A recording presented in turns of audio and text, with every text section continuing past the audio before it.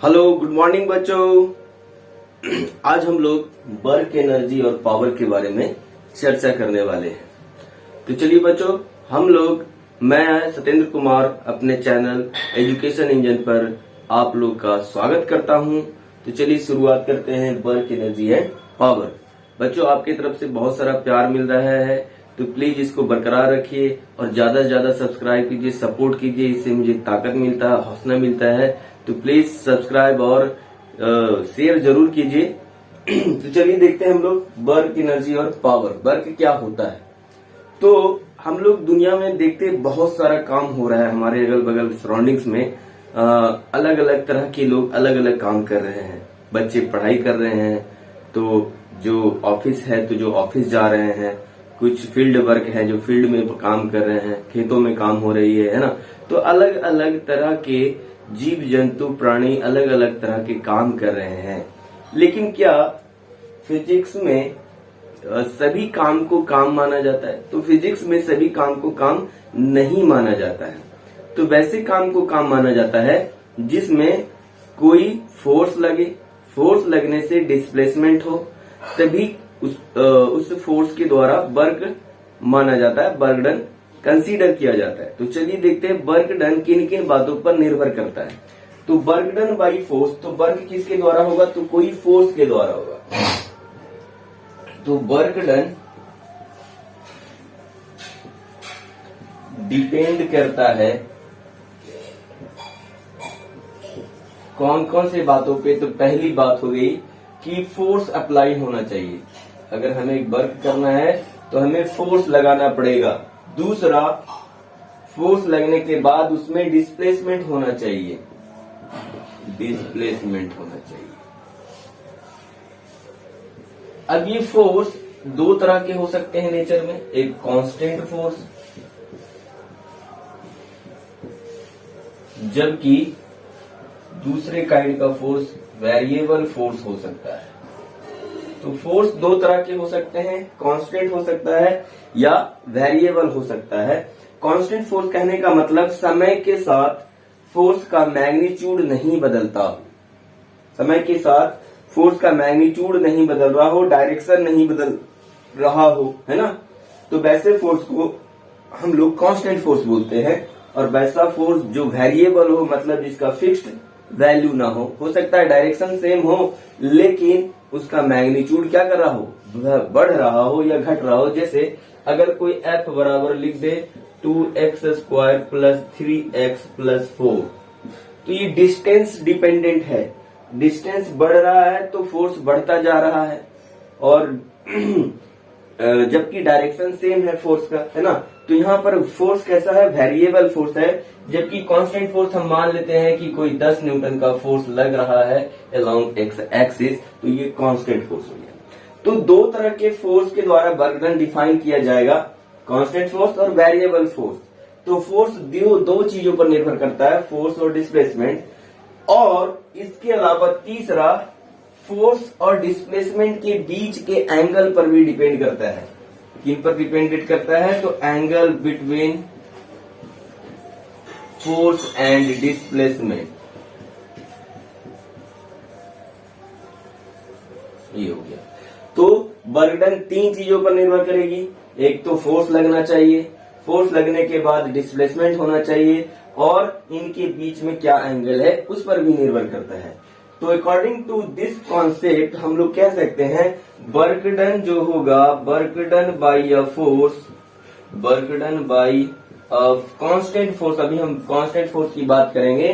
By a constant force तो किसके बराबर होगा? तो मैथमेटिकली हम इसको रिप्रेजेंट करते हैं F डॉट S से, F डॉट S।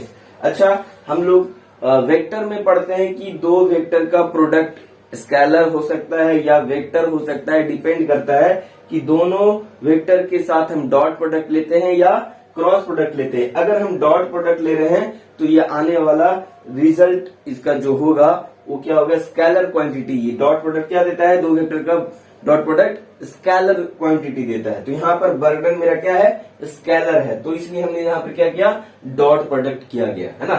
क्रॉस क्यों नहीं किया गया? क्योंकि क्रॉस करते तो वर्क क्या हो जाता, वेक्टर हो जाता, जबकि बर्डन क्या है, एक स्केलर क्वांटिटी। तो अगर इसको तोड़ के लिखे तो क्या लिखेंगे, एफ एस कॉस थीटा, जहां थीटा क्या है, एफ और एस के बीच में एंगल है। सपोज मान लेते हैं कि मेरे पास ये एक ब्लॉक है, इस पर कोई फोर्स एफ इस डायरेक्शन में लगता है, जो कि डिस्प्लेसमेंट से कुछ थीटा एंगल यानी 30 डिग्री एंगल बना रहा है, और ये मेरा डिस्प्लेसमेंट है। फोर्स लग रहा है आगे की तरफ, कुछ एंगल हॉरिजॉन्टल से कुछ एंगल बना करके, लेकिन डिस्प्लेसमेंट क्या है, आगे की तरफ। तो यहाँ पर फोर्स और डिस्प्लेसमेंट के बीच का एंगल क्या है, 30 डिग्री, है ना। तो ये हो गया। तो इस अनुसार से अगर इसी एग्जांपल को लिया जाए, अगर फोर्स हम ले लें 10 न्यूटन और इस फोर्स के कारण डिस्प्लेसमेंट 20 मीटर होता हो, तो बताइए बर्डन क्या होगा?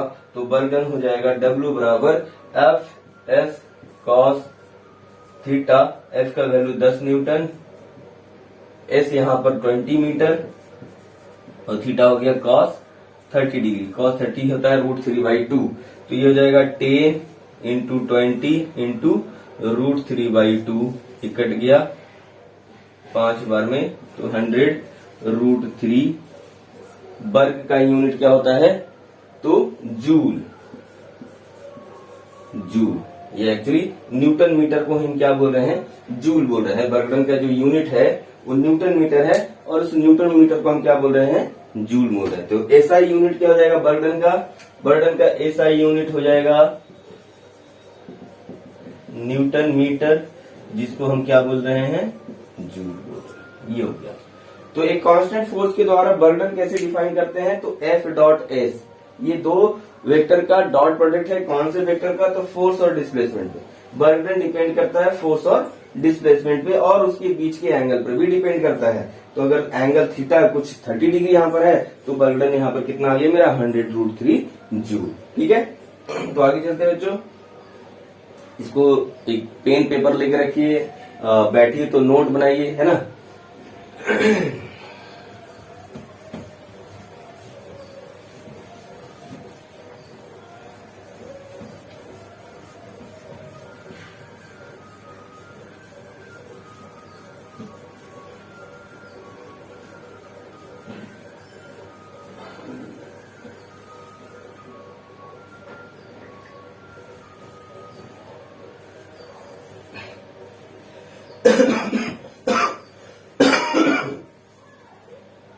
अब हो सकता है कि अगर इस फॉर्म में भी दे सकता है हमें कि बर्डन निकालो, वेक्टर के फॉर्म में ऐसा रहेगा, F बराबर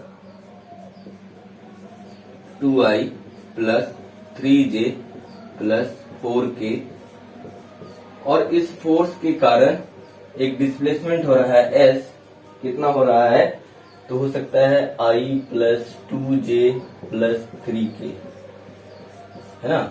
मतलब ओरिजिन से हम इतना दूर चले जाते हैं, इस पोजीशन पे चले जाते हैं, तो डिस्प्लेसमेंट ओरिजिन से यही होगा। ठीक है, तो अब हमसे बोलते हैं बर्डन निकालो, फाइंड द बर्डन। तो W बराबर क्या हो जाएगा, W हो जाएगा F डॉट S। F कितना है, 2i plus 3j plus 4k dot i plus 2j plus 3 unit vector k। अब जब डॉट प्रोडक्ट करते हैं तो सिर्फ आई डॉट आई क्या हो जाता है, 1 हो जाता है, बाकी आई जे के साथ 0, आई के साथ 0 होता है। तो हमें क्या करना चाहिए, सिर्फ आई के साथ डॉट प्रोडक्ट करेंगे, जे के साथ जे का के के साथ। तो आई के साथ करेंगे तो 1, और इसका कांस्टेंट 2 इंटू 1 कितना हो जाएगा 2, और I dot I 1 plus 3 into 2 6 J dot J 1 plus 4 into 3 12 into के डॉट के 1। तो बर्डन कितना हो गया, 2 प्लस 6 प्लस 12, तो कितना हो गया 20 जूल बर्डन हो गया। तो फोर्स लगा के हमने कितना वर्क किया, 20 जूल। ठीक है, ये हो गया। अब स्पेशल केस देख लेते हैं, थीटा बदल के, और वर्ग को किस तरह से और लिखा जा सकता है, इस पर भी हम विचार करेंगे, देखेंगे। ठीक है, इसको मिटा दे रहे हैं।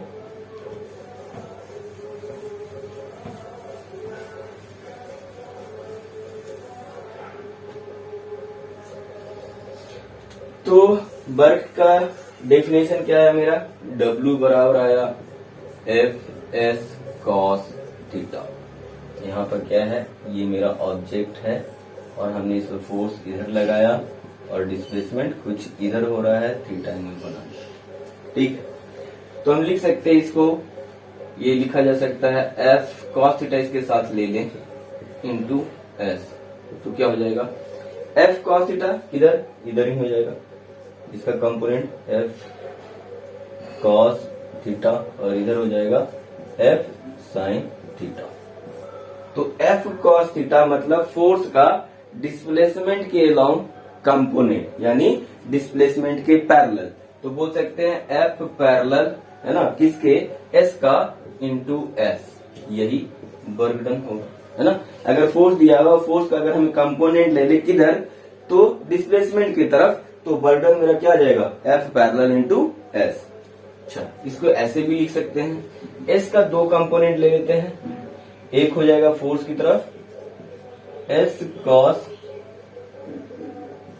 कॉस थीटा और इसके परपेंडिकुलर हो जाएगा एस साइन थीटा।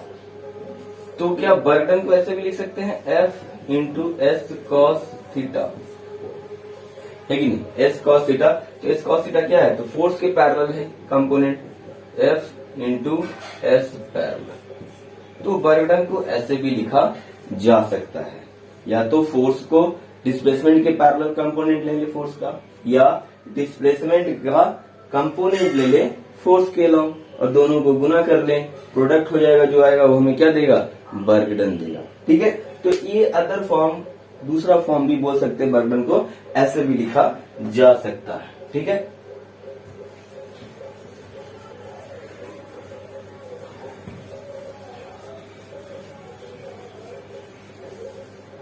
अब कुछ स्पेशल केस है, क्या क्या स्पेशल केस है।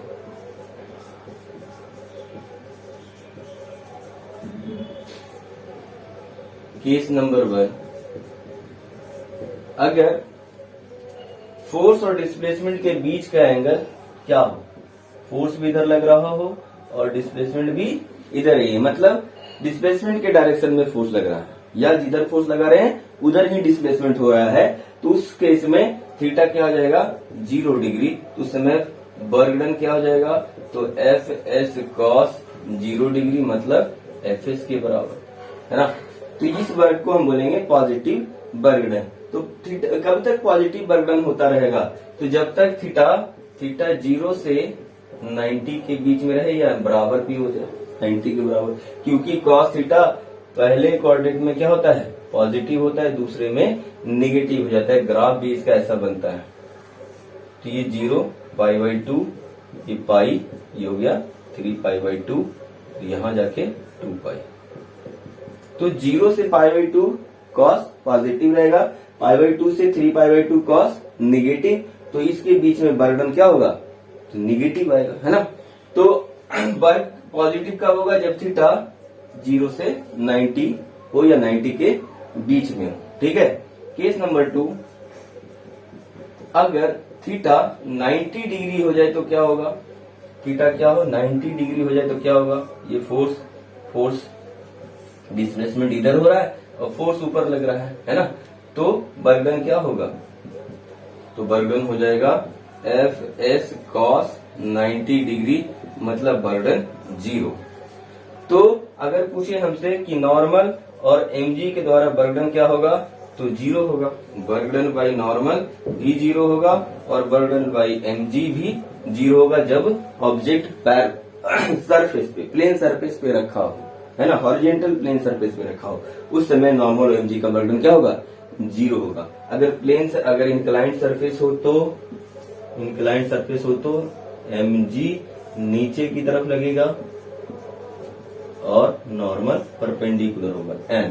तो n का अगर डिस्प्लेसमेंट इधर ही हो तो वर्क डन बाई नॉर्मल यहाँ 0 हो जाएगा, वर्क डन बाई नॉर्मल 0 हो जाएगा, क्योंकि डिस्प्लेसमेंट और नॉर्मल के बीच का एंगल 90 है, लेकिन mg के द्वारा वर्क डन 0 यहाँ पर नहीं होगा, क्योंकि डिस्प्लेसमेंट के परपेंडिकुलर नहीं है, कुछ एंगल थीटा बना रहा है। ठीक है, तो हमेशा mg के द्वारा वर्क डन 0 नहीं होगा, ध्यान रखना है कब वर्क डन 0 होगा, जब mg डिस्प्लेसमेंट के परपेंडिकुलर हो। ठीक है, तीसरा केस लेते हैं, जब केस नंबर 3, जब थीटा 90 से और 180 डिग्री के बीच में, 90 से 180 डिग्री के बीच में हो, तो क्या होगा, यहाँ 90 पर तो बर्डन 0 हो जाएगा, है ना। 90 से जब आगे बढ़ेंगे तो क्या हो जाएगा, बर्डन निगेटिव आने लगेगा। W बराबर क्या हो जाएगा, एफ एस कॉस थीटा।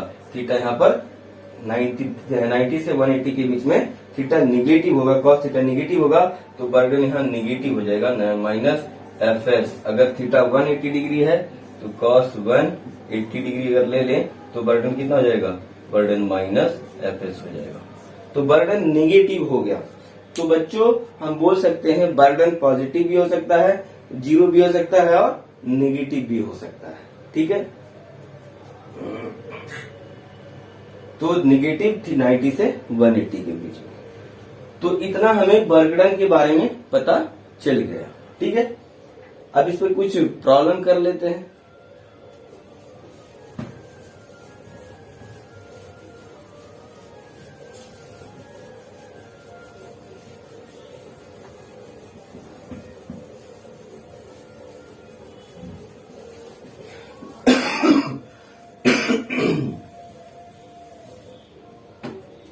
एक प्रॉब्लम है, प्रॉब्लम पढ़ के बताते हैं आपको। एक ब्लॉक है, इसका कुछ मास m है।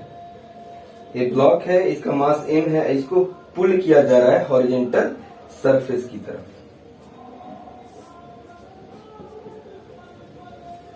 Surface by applying a force at an angle of theta. Horizontal से कुछ एंगल थीटा बना करके इसको पुल किया जा रहा है, खींचा जा रहा है, ठीक है। फ्रिक्शन कोएफिशिएंट, ये सरफेस रफ है, तो इधर जब इसको आगे खींचेंगे तो फ्रिक्शन फोर्स किधर लगेगा, पीछे की तरफ लगेगा, एफ काइनेटिक। फ्रिक्शन फोर्स पीछे लगेगा, ठीक है। फिर बोलता है फ्रिक्शन कोएफिशिएंट का वैल्यू जो दे रखा है वो म्यू है। सरफेस का फ्रिक्शन कोएफिशिएंट का वैल्यू म्यू है। अगर ब्लॉक यूनिफॉर्म वेलोसिटी से जा रहा हूं, यहाँ पर भी क्या है, कांस्टेंट। यूनिफॉर्म वेलोसिटी मतलब वेलोसिटी कांस्टेंट हो जाए तो हमें बर्गडन निकालना है अप्लाइड फोर्स के द्वारा। बर्गडन बाई एफ निकालना है, क्या होगा। और साथ ही साथ क्या निकालना है, अगर डिस्प्लेसमेंट डी होता है तो यहां से अगर ये डी आगे चला जाए तो बर्गडन बताना है, ब्लॉक फोर्स के द्वारा बर्डन कितना होगा। ये डिस्प्लेसमेंट डी है, ठीक है। चलो, तो डी डिस्प्लेसमेंट के बाद बर्डन क्या होगा फोर्स का, ये पूछना है, ठीक है। अब यह गौर करने वाला बात है कि ये वेलोसिटी कांस्टेंट है। वेलोसिटी कांस्टेंट है, इसका मतलब इस पर नेट फोर्स क्या होगा, 0 होगा। वेलोसिटी कांस्टेंट है मतलब एक्सेलरेशन नहीं हो रहा है, एक्सेलरेशन नहीं हो रहा है मतलब नेट फोर्स 0 है। या तो फोर्स नहीं लग रहा है या लग रहा है तो नेट फोर्स उसका क्या हो रहा है, रिजल्टेंट 0 है। लेकिन यहाँ पर क्या है, फोर्स लग रहा है तो इसका रिजल्टेंट फोर्स क्या होना चाहिए, 0। तो पीछे की तरफ फ्रिक्शन फोर्स, तो आगे की तरफ इतना ही फोर्स लगना चाहिए ताकि रिजल्टेंट हॉरिजॉन्टल डायरेक्शन में क्या हो जाए, 0 हो जाए। तो ये एफ का 2 कंपोनेंट ले लेते हैं, एक हो जाएगा एफ कॉस थीटा और इधर हो जाएगा एफ साइन थीटा। इस मास पर mg फोर्स लगेगा अर्थ के द्वारा, तो अर्थ सरफेस इस पर नॉर्मल ऊपर लगाएगा, ठीक है, ऊपर लगाएगा। ये हो गया। अब इक्विलिब्रियम वाला कंडीशन लगाओ तो क्या हो जाएगा, एफ हॉरिजॉन्टल डायरेक्शन में इक्विलिब्रियम। तो अगर इधर एक्स एक्सिस मान ले, इधर वाई एक्सिस मान ले, तो क्या लिखेंगे, सिग्मा एफ एक्स होना चाहिए 0 के बराबर, यानी एफ कॉस थीटा। अगर आगे पॉजिटिव लेंगे तो नीचे पीछे निगेटिव, तो माइनस एफ के बराबर 0 हो जाएगा, है ना। मतलब एफ के बराबर क्या हो गया, एफ कॉस थीटा हो गया, ठीक है। उसी तरह से वर्टिकल डायरेक्शन में इक्विलिब्रियम क्या होगा, सिग्मा एफ बाई बराबर 0। तो सिग्मा एफ बाई क्या है यहाँ पर, तो वर्टिकल डायरेक्शन में नॉर्मल लग रहा है और एन एफ साइन थीटा, तो F N plus F sine theta बराबर क्या हो जाएगा, नीचे की तरफ mg। माइनस mg लेंगे बराबर 0 करेंगे तो इधर लेके जाएंगे तो प्लस mg हो जाएगा, ठीक है। तो यहाँ से n का वैल्यू क्या आ जाएगा, mg minus F sine theta, ठीक है। अब इस यहाँ इक्वेशन 1 पर ध्यान दिया जाए तो फ्रॉम इक्वेशन 1 से एफ के बराबर क्या आ गया, एफ कॉस थीटा। इसको लिख सकते हैं mu into N. Kinetic friction किसके बराबर होगा? म्यू इंटू नॉर्मल बराबर F cos theta. Mu N का वैल्यू यहाँ पर क्या है? mg minus F sine theta बराबर एफ कॉस थीटा, है ना। अब इसको गुना कर लेते हैं तो म्यू mg हो जाएगा minus mu F sine theta बराबर एफ कॉस थीटा। इसको इधर लेके जाओ तो क्या हो जाएगा? म्यू mg बराबर हो जाएगा एफ कॉमन ले लेते हैं तो cos theta plus mu sine theta हो जाएगा। तो एफ बराबर क्या आ जाएगा? Mu mg by cos theta plus mu sine theta. ये आ गया। अब बर्गडन बोलता है फोर्स के द्वारा बर्डन बताओ, तो बर्डन क्या होगा फोर्स के द्वारा? तो पता है बर्डन हम लोग अभी डिफाइन किए थे। क्या डिफाइन किए थे? बर्डन बोल रहे हैं कि बर्डन होता है किसी भी फोर्स, कांस्टेंट फोर्स के द्वारा बर्डन होता है एफ एस कॉस थीटा। यहाँ पर फोर्स आ गया mu mg by cos theta plus mu sine theta into S, यहाँ डिस्प्लेसमेंट डी है, इंटू इनके बीच का एंगल थीटा तो कॉस थीटा हो जाएगा। यानी हो जाएगा mu mg D into cos theta by cos theta plus mu sine theta. ये हो गया बर्गडन बाई फोर्स।